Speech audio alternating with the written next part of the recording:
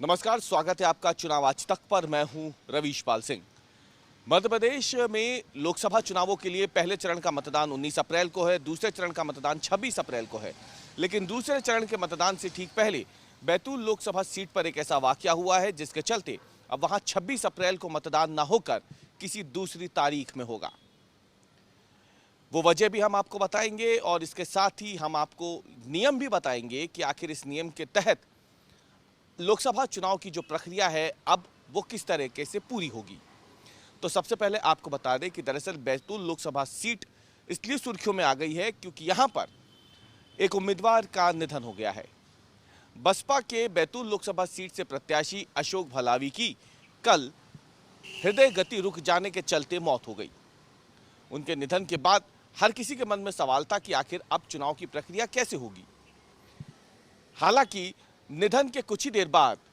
Collector Betul, जो अब जिला निर्वाचन अधिकारी हैं, उन्होंने बाकायदा चुनाव आयोग को इसकी जानकारी दे दी और शाम होते होते चुनाव आयोग ने बैतूल लोकसभा सीट पर लोकसभा चुनाव प्रक्रिया को पूरी तरीके से स्थगित कर दिया है। यानी नामांकन से लेकर के मतदान तक की अब तमाम प्रक्रिया जो है बैतूल लोकसभा सीट पर वो स्थगित हो गई है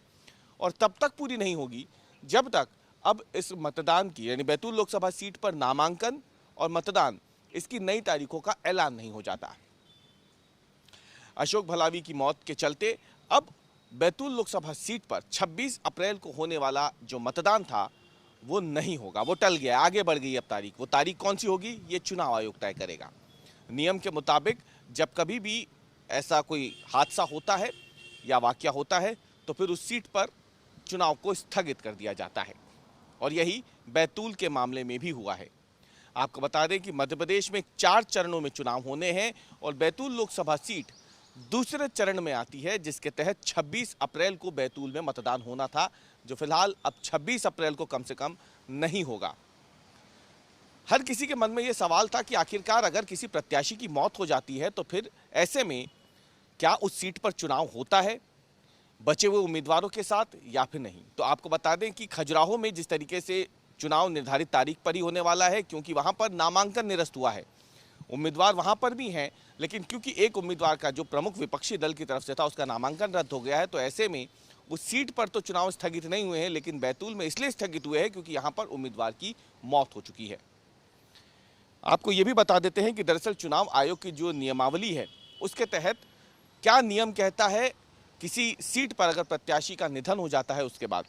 तो आपको बता दें कि जन प्रतिनिधित्व अधिनियम 1951 की धारा 52 के तहत यदि किसी मान्यता प्राप्त राज्य या राष्ट्रीय राजनीतिक पार्टी की ओर से मैदान में उतारे गए उम्मीदवार की नामांकन के बाद या मतदान से पहले मौत हो जाती है तो उस सीट पर वोटिंग को स्थगित कर दिया जाता है। यही बैतूल के मामले में भी हुआ है। नियम के तहत कुछ दिन बाद चुनाव आयोग नामांकन और मतदान के लिए नई तारीखों की घोषणा कर देता है, जिसके बाद वहां पर मतदान होता है। इस नियमावली में आपको बता दें, पहले किसी भी लोकसभा सीट पर अगर या फिर विधानसभा सीट हो, अगर वहां पे प्रत्याशी की मौत हो जाती है तो यह नियम निर्दलीय उम्मीदवारों पर भी लागू होता था, लेकिन बाद में इसमें बदलाव कर दिया गया और अब यह नियम सिर्फ जो राजनीतिक मान्यता प्राप्त राजनीतिक दल हैं, वो भले ही क्षेत्रीय मान्यता प्राप्त राजनीतिक दल हो या फिर राष्ट्रीय राजनीतिक दल हो, अगर वो मान्यता प्राप्त हैं तो केवल उन्हीं प्रत्याशियों के निधन के बाद अब नियम के तहत उस सीट पर लोकसभा चुनाव या विधानसभा चुनाव उसे स्थगित कर दिया जाता है। पहले यह नियम निर्दलीय उम्मीदवारों पर भी लागू होता था, लेकिन अब यह सिर्फ मान्यता प्राप्त राजनीतिक दलों के प्रत्याशियों के निधन पर लागू होता है।